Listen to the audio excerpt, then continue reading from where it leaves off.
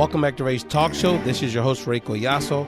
Ray's Talk Show, the podcast that won't be silenced. Thank you so much for joining us. You can catch every episode of Ray's Talk Show anywhere you can download a podcast: iTunes, Stitcher, SoundCloud, Spotify, YouTube. Tune in. The list goes on and on. Or check us out on social media on Twitter at Ray's Podcast, or Instagram at Ray's Latino Talk. Thank you again so much for joining us. You're going to hear a rebroadcast, portions of a rebroadcast of a conversation that took place on Vanessa Maria Graber's People Power Hour radio show on 106.5 WPPM, PhillyCAM Community Radio in Philadelphia. I want to thank Vanessa Maria Graber for her leadership, for lifting the voices of people, particularly in Philadelphia, that are oftentimes not heard from in the mainstream media. She's doing a fantastic job as a media advocate, not only in community radio and in alternative media, but in issues far-ranging from issues impacting Puerto Rico to medical marijuana and other progressive causes.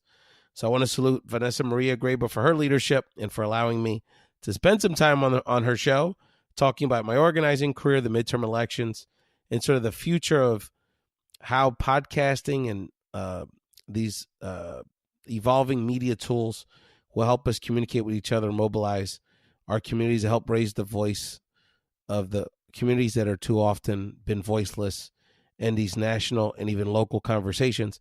Before we get to my conversation that took place last week with Vanessa on WPPM 106.5 FM radio in Philadelphia, I just wanted to share a thought with you about our mindset. And I'm taping this commentary literally 2 weeks from Election Day, even though in many parts of the country people are already voting. And thank you for people in Georgia and Florida and Texas. I'm so jealous. I wish I could vote early, but that's not the case. Unfortunately, many of our Northeast states that are out there voting early and mobilizing communities in historic levels. And to that point, I just wanted to make a general statement and a bit of advice to my friends out there, not to listen to anybody. And I say that to mean that too often I'm already seeing it. You're seeing it in the mainstream media headlines, in the punditry class on basic cable. They're creating these frames, these narratives of a novella, of a reality show. Trump's up in the polls. Trump down's in the polls. We're up in the polls. We're down in the polls. Are Latinos going to come out to vote? Young people aren't coming out to vote. Who's the Democratic leader? Blah, blah, blah. In all of this framing is, on some level, I could argue, setting us up for failure. As if, for whatever reason, if some elections don't go the way of either some progressive elites feel that they should go, or some Democratic consultants don't do a good enough job, so it doesn't go the way, they have someone to blame. And so we have to ignore those frames. And we have to ignore those frames because on some level, even from people that claim to be our friends in the progressive media space, on some level, they're contrived. And they're not being really done to portray an accurate portrayal of what's happening. They're being done for ratings. They're being done to sell a 7-game playoff series. And so, and this kind of nonsense and this kind of game playing with our futures is what led to the flirting by the Morning Joes of the world and others with the Donald Trump candidacy, which gave it initial credibility in some people's eyes that eventually led to this runaway train and this disaster of a presidency. And so don't listen to the pundits. And the other reason you listen to pundits is they just don't know what they're talking about. They're not in the streets like you are. They're not talking to friends and neighbors in real America. You can't send a reporter to sit in a diner in Atlanta or Kissimmee or Casa Grande, Arizona, or east side of Vegas and talk to 3 or 4 Latinos, or talk to 3 or 4 rednecks, or talk to 3 or 4 black people, or talk to 3 or 4 soccer moms, or talk to 3 or 4 of the people that you went to grad school with on your IM group message, and think like you really know what's having a pulse of what's going on.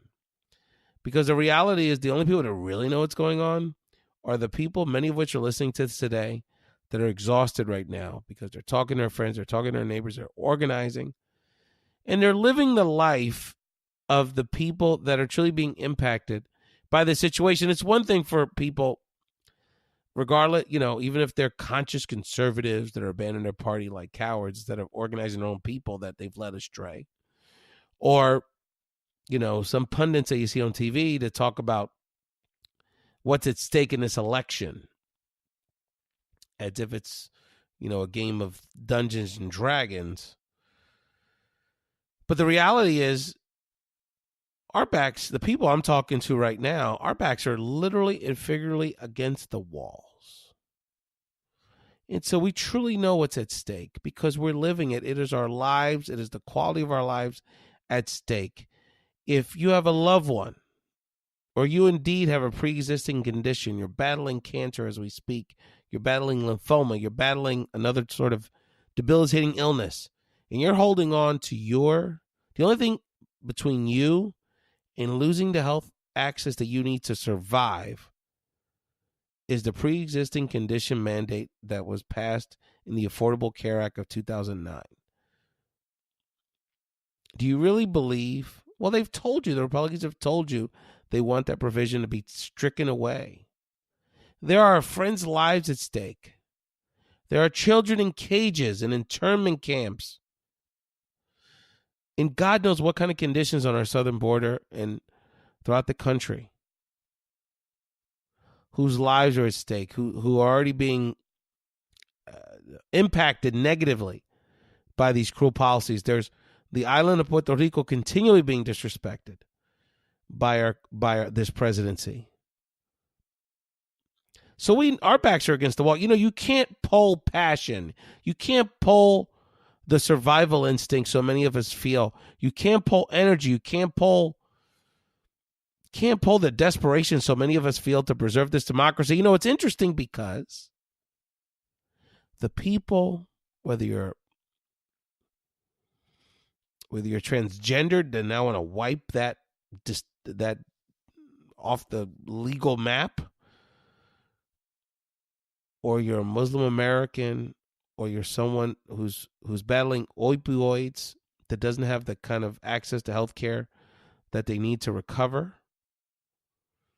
an undocumented immigrant, or a college student with amounts of debt, not making nearly what they deserve because of this increasing disparity in wealth in this country, or just someone that cares about our democracy. We're the ones, ironically, the disenfranchised, who are the last line of defense for this democracy, this republic, because we are the ones, despite discrimination, despite everything that's happened to us, particularly over these last 2 years, we know that America is great and will return to sanity once we were able to take some control of this political process. So cheer up, my friends. I know you're tired. Get a little more coffee. Try to sneak in sleep one of these nights. We will continue to persevere. We will be victorious ultimately, even though it may not feel like it right now. But take my advice and don't listen to these folks. Believe what's in your heart. Believe what you see. Believe what you hear. Believe what you are doing is the real story of this midterm election, and not some reality show that has gone terribly, terribly astray. Let's listen to my conversation with Vanessa Maria Graber, the People Power Hour, 106.5 WPPM, Community Radio, PhillyCAM Radio, in my beloved home city of Philadelphia.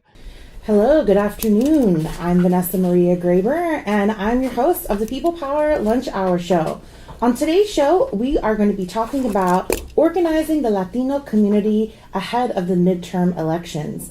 I'm joined by my guest, Ray Collazo, who is the political director of the United U.S. Political Action Fund. He also is a host of a podcast here in Philadelphia, Ray's Podcast. And we're going to talk with him and about all of his work and issues that have come up in organizing the Latinx community. Welcome to the show. Welcome, Vanessa. And I think it's very appropriate that this is the Power Hour, because a lot of times at 12 o'clock, people put on disco or freestyle with those 12 o'clock mixes to get pumped up. We're going to get people pumped up about organizing and empowering themselves. That's right. Well, we came up with this show idea after the first election, or not the first election, but the 2016 election, where people were feeling really frustrated and wanting to do something to change the state of affairs. And we decided to do this show to offer a platform to people like yourself who can connect people locally with organizing that's happening here in our communities.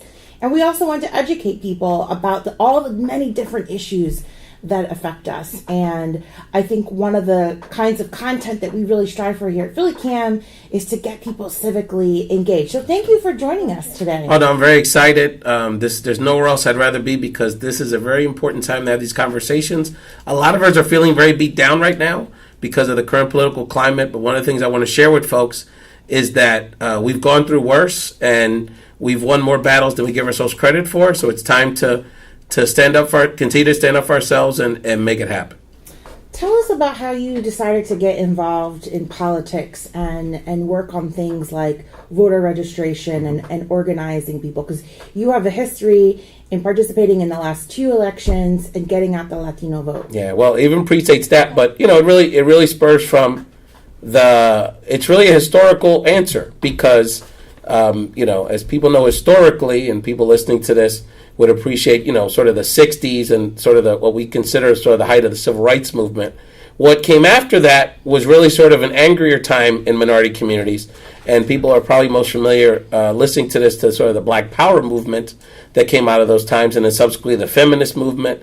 But there was also a Latino movement that emerged, particularly in sort of regional pockets. And in this case, in the East Coast and the Puerto Rican community, my parents were involved in those movements. And so through their fight to have Latinos in the 70s, which, we had a very small population, we had very little voice in really any sort of sphere in Philadelphia and other similar communities, I was birthed. And so that really inspired me to continue this work. Another family and other mentors directed me in the direction of civic engagement and empowering people through their vote and through organizing. So that's really what I've dedicated my life to. And in 2018, it's more important than ever before. I want to talk about the 48% of people that didn't vote. What's your been experience like in engaging with people who might feel marginalized or not represented within the political space? What's the strategy to sort of get them mobilized and activated? It's that's a whole college seminar. I think there's a couple things. One is on a statistical basis, and I'll just talk about the Latino community for a second. That's on a statistical basis, the biggest challenge we have is that approximately half of our community nationally, and probably in a community like Philadelphia may even be larger, but more or less about half of our community who's eligible to even register to vote isn't even registered. So we're having a challenge even getting people into the game to play, if that makes sense. And there's a lot of reasons for that. Particularly a state like Pennsylvania is very repressive when it comes to voting rights. And so it's, even an educated person or someone that's fairly aware, if I told you today, right now, go find somewhere to register to vote, it might take you a minute to figure it out. So we have to develop more access to people registering to vote. And then to your second point, so once we get people registered, why do we not get them more involved? It is an absolute challenge. We're knocking on doors as we speak in Philadelphia, and a lot of people do feel that sense of hopelessness. Obama didn't fix it. No other elected official that we found has fixed it. Now it's getting worse because of this guy, this current president. So to give someone that answer that lives in 3rd Indiana, that's a single mom that's struggling just to feed their kids and get to the second job on the weekends and find a babysitter while they have to take care of their mom who has a medical appointment, to tell them that they somehow have some power to make that difference in the ballot box is a challenge. So that level of education, but most importantly, empowering people to feel like they can help lead us out of this situation beyond voting is going to be the tool to ultimately elevate our communities that we've already seen that happening in various movements around the country. What about millennial voters? A new study showed that millennials were driving the increase in Latino voters in the United States. How are we organizing and engaging with them? Millennials are our last hope, frankly. So, if I guess I'm a Gen Xer, I guess. So there was the baby boomers, which because of Vietnam and there's lots of World War II, and there's lots of historical reasons why that our parents' generation was big. And then our generation was a little smaller now for other reasons, a large part because of Latino and immigration and the diversity of our country. The millennial generation is a very large group of people. So hypothetically, they could make up half the electorate in the country if we fully engage them. I think the first thing is that we have to empower millennials to organize themselves. There's only so much a Gen Xer or someone even older than me can do as it relates to relating to the issues that they care about. Oftentimes, organizers and activists of all generations think the issues they care about, and the fact as political news junkies and people that think about these things in more ideological terms, we have to speak about the issues in a way that people can relate to. We've literally knocked on probably about 10,000, close to 10,000 doors in the last month in North Philadelphia. And do people talk about how Trump's a jerk? And do people talk about sort of the politics from a national perspective? Or do they even talk about issues like Puerto Rico or immigration? They do. But the vast majority of them, regardless of their generation, but particularly young people, talk about it in very personal, local terms. My student, I'm going to get in tremendous student loan debt if I want to go to college. The job market, even as a college graduate, is limited. I'm trying to go back to school, but I'm working and I need daycare assistance. It's very, there's the knucklehead across the street won't clean his front porch, and it's causing environmental issues on the block. So how to the extent we can organize millennials to empower them with these tools to mobilize people around the issues they care about is that's how successful we're going to be in mobilizing millennials, not only to register to vote, but to organize and lead us into the future. What drives your passion for this work? Because you get really excited. I'm very excited. And when I invited you, you were like, yes, and you even took it upon yourself to start doing your own podcast, making your own media about that. That's right. What's driving that? 5.5 years, by the way. I'm an OG in podcasting. Podcasting's like, chic now. I was doing it when, let me tell you something, Vanessa, and I'm so glad I got to meet you as a fellow radio nerd, is that when I started podcasting, I didn't know another podcaster in person, and none of my friends listened to them. So it was a very lonely existence for a while, but now it's very chic. But going back to your initial question, my passion for it came out of anger, because I grew up across the street from Porky's Point at 5th Street, where Rising Sun meets 5th Street, basically 5th and Pike, that tri-section. And I was very angry because, if people remember, you're not old enough to remember this, Vanessa, but some of your listeners are. In the early 80s, that's when basically the Reagan administration turned on the spigot and flooded the cocaine market in North Philadelphia and other minority communities around the country, which started this wave of mass incarceration. And we were getting national press for 8th and Butler, if people remember that being the big drug quarter in America for a while, and the Badlands. And people were calling my community bad when my friends, my neighbors, everyone I knew, I went to church when I went to school with, my relatives from the Bronx, my relatives in Puerto Rico, my friends, my dad's African-American buddies, our Latino buddies, everybody was cool, and everybody was actually pretty wonderful and talented and moral and family-oriented and smart and attractive. And so I saw how we were being portrayed, and that really angered me. And a lot of our kids in our community feel that. And so, unfortunately, they don't have the guidance or the support to take that into positive vehicles. But I was, because of my parents and the family and the support that I had. So, it's like I won a lottery ticket, Vanessa. I grew up at 5th and Pike. I got Catholic school education. I went to an Ivy League school. As a Latino male, as a Puerto Rican male, if you look at my economic and education trajectory, it's almost like I won the lottery.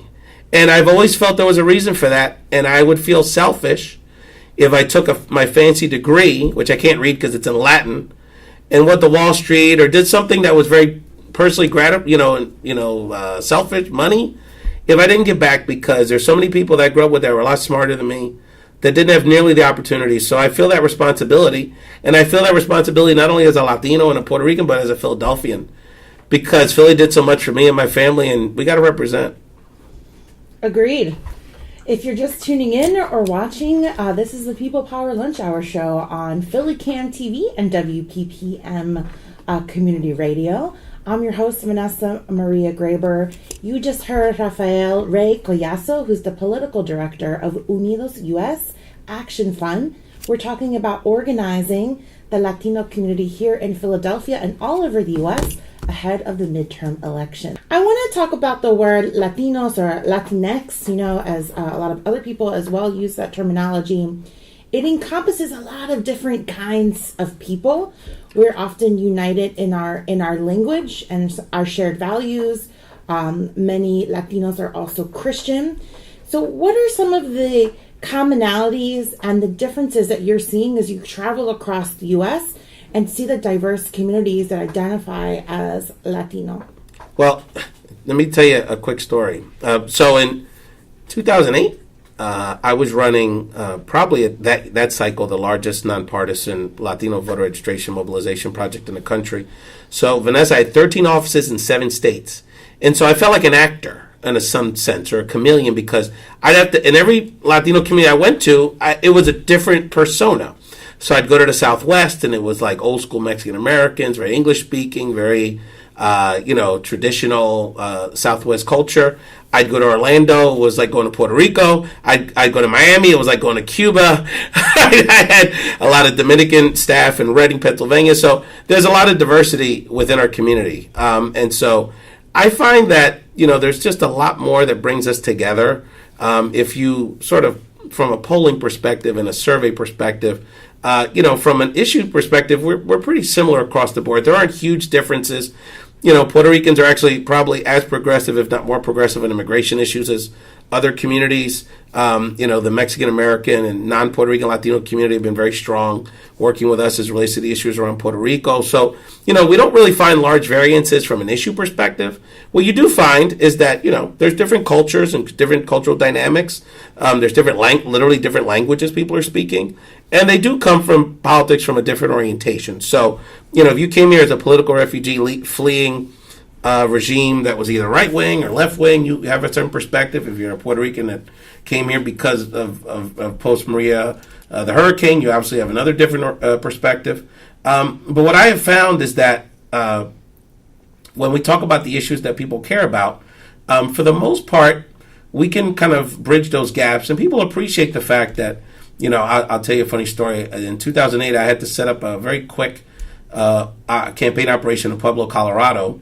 And for 4 days, I became the Puerto Rican guy that was offering jobs because there weren't many Puerto Ricans, and I was offering canvassing jobs. And so, but that was one of the greatest experiences of my life, because this community, which I would have probably never have gone to, which it felt like home. A lot of the same dynamics, like I grew up in North Philly, a lot of the same values, a lot of the same challenges, and a lot of the same spirit, even though it's a very different community from a cultural perspective.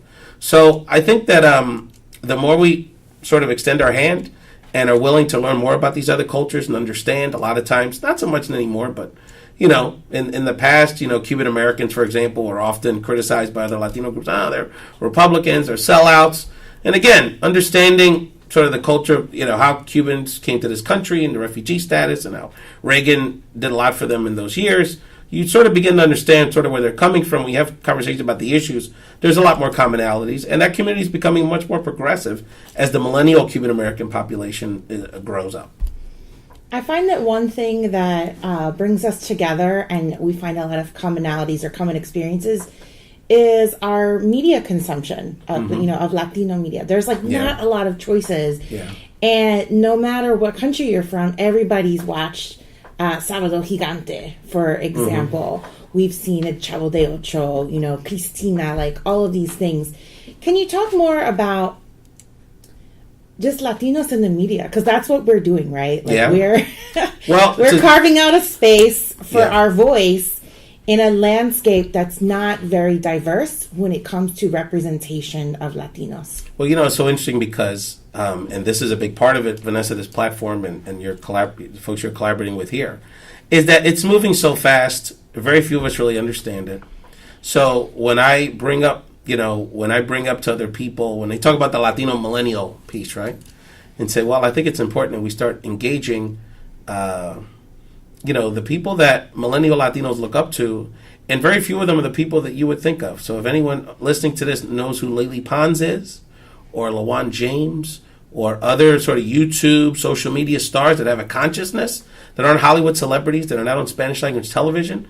Those are some of the new emerging leaders that are using their own platforms, that are not part of a corporate media structure, that are really directly relating to particularly the millennial Latino generation. And so, if we don't understand that, we have no chance as organizers to engage people. And because of the modern technology, and that's why I started podcasting, because I didn't see that voice, not so much my voice, that's part of it, but the voice of my generation of activists, friends, artists. I just interviewed a friend of mine who just came out with her book, which would be great to have on your show. Her novel about Latinas and love, and a series of essays she did about the Puerto Rican diaspora and many of these issues around love and identity. But there's just so much talent and so many voices have to be heard, so we have to create our own space. So whether it's an Instagram page, a podcast, PhillyCAM, we just have to use our own space. One of the amazing stories about the Latino media is that Univision is literally dying because novelas, that market is becoming a much more smaller, and Latinos are becoming more understanding that they have choices in multiple languages. And I think a higher standard has been set by no question. Platforms such as Netflix. Absolutely. Where we're seeing like Spanish media content from all over the globe. And I think a lot of people have wondered, well, why aren't we producing stuff like this in our country? And I think, and it goes beyond the Latino community, I think one of the reasons that podcasting and forums like this have become much more popular is that mainstream media is very dumbed down. So it's, and I'm a big sports guy, but you turn on sports talk, sports radio or ESPN, it's one guy over here, and a pretty girl in the middle, sort of debate, being the arbiter, and it's just yelling at each other from these totally different perspectives, and it's totally fake, and it turns people off. So they've kind of gone underground, if you will, for an intelligent conversation about whatever they are into. And I think we're finding that that's going to be more and more the mainstream, and where people are going to get their information increasingly. Yeah, and as a woman, I often feel the Latinas are sexualized like so much, in the novelas and even in the news shows. It's hard to kind of pay attention and learn from that when you're distracted by the overt objectification of women. That's right. And so that's partially why I'm drawn to radio, right? Because it's our voice. I mean, we're on TV. What's interesting, Vanessa? It's interesting you say that because, and I've, when I not only do I consider myself a very proud podcaster, but I'm like a podcast evangelizer, if that's a proper word. I'm always telling people, and literally every professional, or not professional, but every Latina that has a message, I beg them to podcast. And, they tell me the same thing. They either say, on some level, they don't feel like their voice sounds good, like they have this complejo about their voice, or on the flip side, they're an attractive woman, and they would like the idea of doing it so people don't judge them for their looks. Yes. So it's really because they were like, I don't want people to judge me for my physical appearance. I have a voice to say. So this can be an attractive medium in that way. But I find that so interesting because even professional women, even people that you would say have on some level achieved some status in this society, feel this daily attack or lack of voice. So you can imagine an undocumented woman who's cleaning the hotel across the street, or a gentleman who's cleaning the dishes in your local restaurant, or just someone that works in retail, that's working poor, just struggling to survive, not making a living wage. They don't have a voice. So imagine their challenges finding their voice in our society. So these mediums are really important. Well, I'm trying to draw the connections between being civically engaged, having a voice, interacting, sharing information. I think community media is essential to that, and one of the primary reasons I was drawn to using media as a tool for social justice and representing Latinos. And so I'm glad so many more people are coming to PhillyCAM and seeing what we're into, because I think it's a really important time to talk about these things and to have a forum where we can sort of be unfiltered and really speak to the needs in our community. And it's also, Vanessa, very cultural, because even in the modern day, connecting from a messaging perspective, connecting with Latinos, regardless of their language preference, via radio, or now increasingly in podcasting, and especially now in live stream music options, is still a very powerful connection to us. I mean, it's our thing. We like to talk. We like to listen to music. We like to, use these platforms. So it's also very a connection culturally that still resonates with our generation. Yeah, well, that's one of the beauties of community radio, not to be so like radio-centric, but cable and internet access is still a really big barrier, especially for Latinos here in Philadelphia that are experiencing poverty. It's one of the reasons why we decided to add radio to PhillyCAM's platforms, is because it's still the only free medium out there that doesn't require a subscription. And so, again, when we talk about knowing the issues, being civically engaged, access to information is really important part of that, right? And so if we can offer information to our community that they could consume for free without having to subscribe or buy a really expensive receiver, then hopefully they will be more informed, active citizens, right? So I'll chime in with your radio evangelizing that. The other thing, and this is one of the reasons podcasting has become so much more popular, is that audio is the only medium you can consume while doing something else. So you can be on your cleaning the house on Saturday. You can be cleaning the house. You can be. My wife thinks I should do more of that, but yes, clean the house. Literally anything in the shower, commuting, which oftentimes people listen to us, or curling your hair before the show, curling your hair, or consuming another media. So you could be, have the TV in the background, or and listening to a podcast or a radio. So it's very accessible in that way. I want to talk about demands, because in order to have an effective social movement, you have to be asking for something. And you spoke earlier to people talking about politics in the way of identifying what their needs are. I would like for you to talk more about that. What are the things that Latinos want in terms of social change? How can they make their quality of life better? What are the things that people are advocating for legislatively? It's interesting. So when we poll Latinos, and it comes up again and again and again and again, is that very much when we think about the mainstream, when we think about in the Latino community, immigration, and then I think more recently in Puerto Rico, rarely do they, sometimes, do they come up as sort of like the number one issue. They're sort of like litmus test issues and are important. But day to day, oftentimes people come let us know that the two sort of general issues come up as the dominant forces. One is healthcare. And so if we think about that from an economic lens or a health lens or a senior lens or a millennial lens, one way or another, healthcare is a very dominant issue in our community. And part of that's because of our cultural value of family, right? So many of us are caregivers. Many of us are thinking about, how to take care of the different generations within our own household. And then the other one is obviously some level of economic empowerment, economic development, which even has a healthcare lens. So if you have, before the Affordable Care Act, if you had a pre-existing condition, that would not only affect your health, but that would severely impact your economic viability. And so, we don't have a lack of people that want to work in our community, but we are definitely looking for opportunities not only to have a living wage. And so the minimum wage movement and other similar movements can be very impactful in our community and resonate very strongly. But also movements like the movement to minimize the strain on student loans. There's a lot of people in our community. We have enough challenges accessing higher education, but to have them make the decision of encouraging your child to put on $200,000-$300,000 of student debt by their early 20s or not get higher education, those are two tough options. And so we have to, again, connect with people where they're at and understand that as activists, we have to really speak to these issues in very more practical terms than sometimes we do. I wanted to talk about hard work, because you said, people are willing to work, because that's actually a good segue to some Pew Research findings, which if you are looking at different elements of the American population, the Pew Center for Research is a really good source. They're locals too. Yes. But in a recent study, they found that Latinos are significantly more likely than the general U.S. public to believe in core parts of the American dream, that hard work will pay off and that each successive generation is better off than the one before it.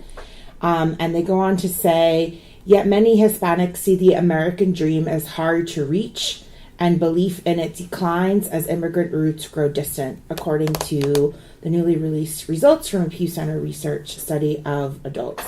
So it said that more than 3/4 of Latinos said at the time that most people can get ahead with hard work, and that's Hispanic similar shares expected their standard of living to be better than that of their parents, and they expected their children to be better off than themselves. Can you talk more about achieving the American dream? Yeah, it's interesting. So that is correct. When Latinos have been polled, this has been for over a decade now, we tend to be more optimistic than the general population. I think some of that probably comes from us being sort of a younger a group. You tend to, when you're younger, you tend to be a little more idealistic. I think part of that comes from in many pockets of our community, a more recent immigrant family. So you came here with a dream, and you were able to access it, and you're seeing some of the advances in your initial stages as generations more recently progress. But we are seeing a dampering of that, as you alluded to. And I think that's sort of pretty similar to Americans across the board. A growing trend is that Americans don't feel that the next generation is going to do better because of these economic forces we've been talking about. And that's part of the, whether it's, the lack of wage growth and this growing gap between the haves and the have-nots, income inequality.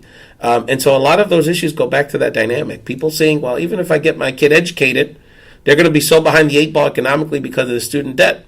Then, are we really progressing? And so that, and the combination of that and the lack of wage growth and the minimum wage being immorally low in our country contributes to that sense of anxiety. Yeah, I think in my own organizing work, I've heard two things come up that pretty much are catch-all for everything that's going on. One is income inequality, right?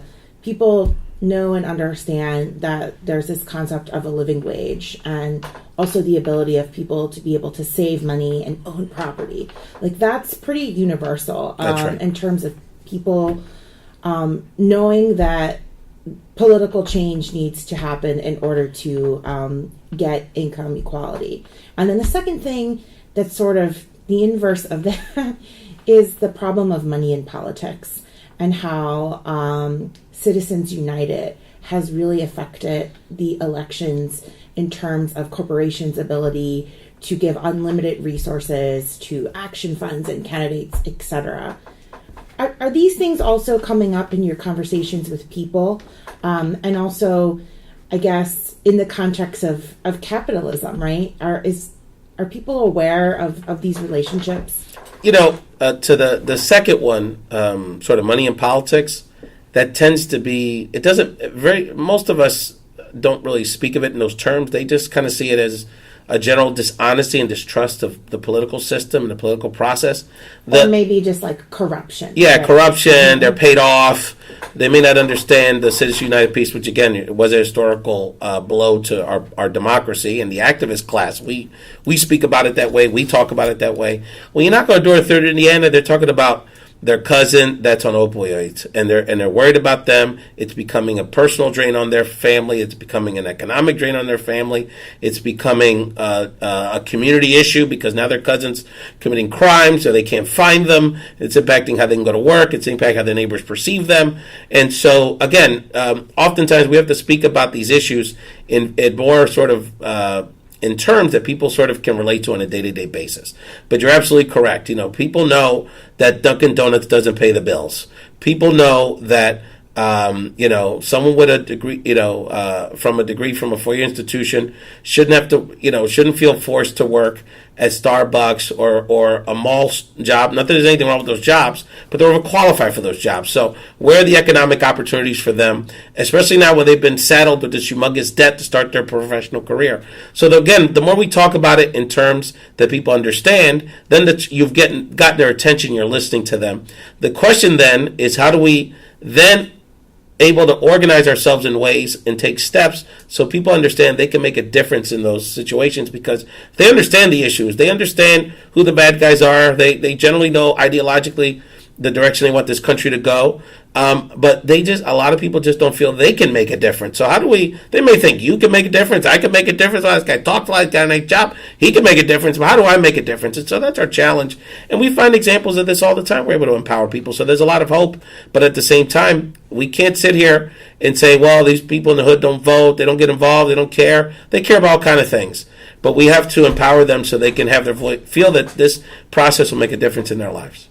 Yeah, my experience has been that people are totally aware. You know, the people without homes, living outside, they're completely aware of the oppression and the income inequality. You know, people who are experiencing or suffering from disabilities, you know, have to go through the healthcare system, they're also very aware.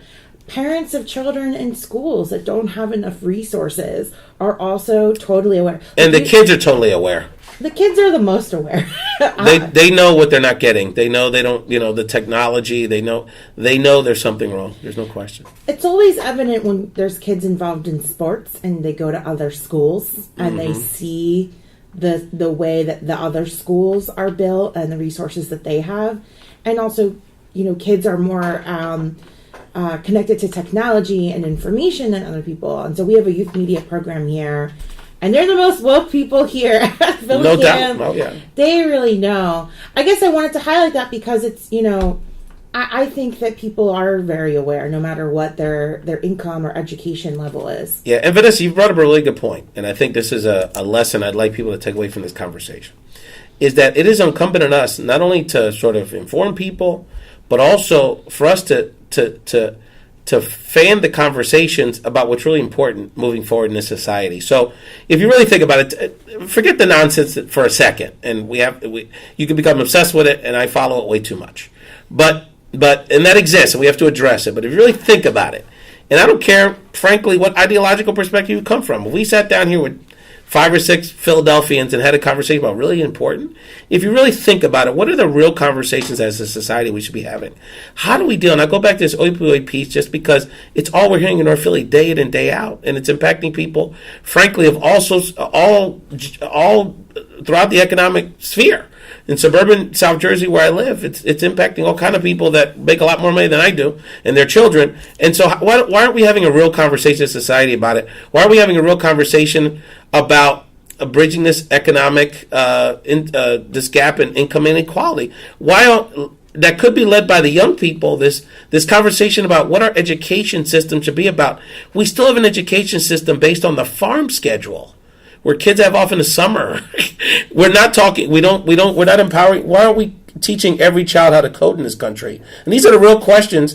And what's wonderful about movements is that we can bring up these conversations. People weren't talking about income inequality till a few years ago. People weren't talking about the student loan crisis. People weren't talking about the opioid crisis, even though addiction has been in our communities for many years. So we can do that, but we have to push the real agenda that empowers real people in our community. Welcome back to the People Power Lunch Hour Show. I'm your host, Vanessa Maria Graber, and I'm here with my friend and comrade, Ray Collazo. He's the political director of Unidos U.S. Action Fund, and we're talking about elections, voting, organizing our communities, and how we can talk about these issues in a way that makes sense and empowers people. That's right. So in the last segment of our show, I wanted to talk more specifically about the midterm elections. It's going to be huge. I mean, it's all everybody is talking about. There's a lot of buildup. I want you to talk about what it means and what are the implications. What's your take on it? You know, political nerds like me, every couple years go to a rally or something, and somebody gets on stage and says, you know what? This is the biggest election in our lifetime. I know I may have said that 2 years ago, but this one is the biggest election. But let me tell y'all something. This one is the biggest election of our lifetime, certainly the biggest midterm. And so even though President Trump's not on the ballot, essentially he is, because we have an opportunity to change the makeup of the House and Senate, 2 bodies, particularly the House, which I believe have been treasonous. Their leadership has been treasonous to our country, and how they've allowed this president to be complicit in a variety of ethical and immoral policies and behaviors. And so we have to flip the script. And so midterms don't get a lot of interest. They're not real sexy. Most of these elected officials don't have a ton of charisma. You don't know who represents you when it comes to congressional districts. But the way my grandmother said, we got to make this happen. We have to come out and vote in November. It is indeed the most important midterm in our lifetimes. I also want to talk about volunteerism because I think it's, again, related to community engagement. I really don't like the idea or the narrative that people are putting out that voting is the end-all, be-all. In fact, it takes thousands or millions of people to organize and volunteer before the election even takes place. Talk more about that. Well, let me give you a very personal example. 2004, as a young lad, I ran for office myself, state representative. And one of the things that my mentors, and I was in San Antonio, Texas yesterday, my homie Andy Hernandez, one of my OGs, taught me many years ago, was that before you start campaigning and start asking people for the vote, you literally start with your family. And it was interesting what I found. What I found was when I started asking my family, cousins, friends, some people weren't registered to vote, not because they had any issue with voting. They just, no one ever asked them. They know how to do it. Some people weren't registered Democrats. Some people just didn't know I was running or just wanted me to ask them for their vote or engage them somehow. I had a question about my platform.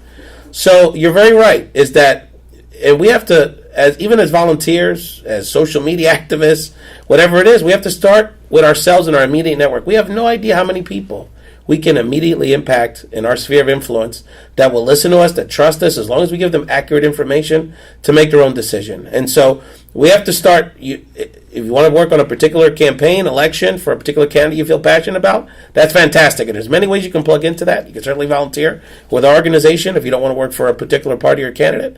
But just as importantly, before you even get into that, ask the 10, 20 people, loved ones in your life, if they're registered, and if they are, to make sure that they come out and vote.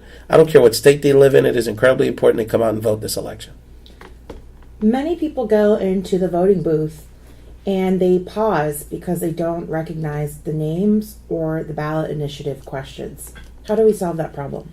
Well, on some level, it certainly is the responsibility of elected officials to earn people's votes and go out there and campaign, and that's a whole other conversation. But as activists, I can say that, that is part of the reason why I encourage people to start with their network of friends, because I get it all the time. I get people, who do I vote for, Ralph? It's not that they're not interested. They honestly just don't know who these people are. And just as importantly, they don't know what they've done for our community. So, it is important for us to have that information, to be able to empower them, to be able to just know basic things. What is the federal government sort of influence as opposed to state government or local government? Oftentimes people know what the president kind of is doing and maybe what the mayor's doing, but not really much in between.